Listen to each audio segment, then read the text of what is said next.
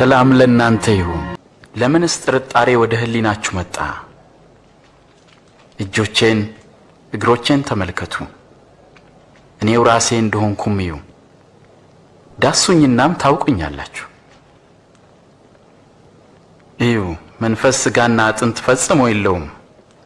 ከእናንተ ጋር በነበርኩ ጊዜ ስለኔ የነገርኳችሁ ይህ ነው። በሙሴ ሕግ በነቢያት ትንቢትና በመዝሙርም የተጻፈው ሁሉ እነሆ ተፈጸመ። የተጻፈውም ክርስቶስ መከራን ይቀበል ዘንድና ሞትን ድል አድርጎ እንደሚነሳ ነው።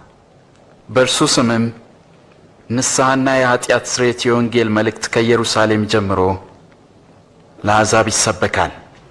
ከእናንተ ታላቅ እንደ ታናሽ ይሁን፣ አለቃም እንደ አገልጋይ ይሁን። በማዕድ ከተቀመጠውና ካስተናጋጁ ማንኛው ታላቅ ነው? የተቀመጠው አይደለምን? እኔ ግን በመካከላችሁ እንደሚያገለግለው ነኝ።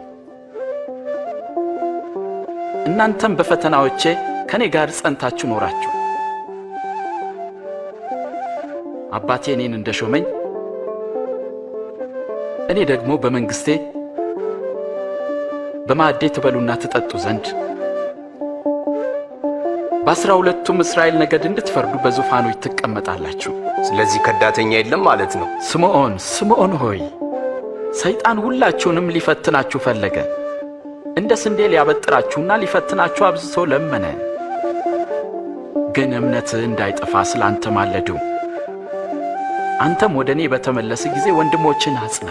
ጌታ ሆይ እኔ ካንተ ጋር ለመታሰርና ለመሞትም ዝግጁ ነኝ። አስተውል ጴጥሮስ፣ ዛሬ ዶሮ ከመጮሁ በፊት አላውቀውም ብለህ 3 ጊዜ ትክደኛለህ።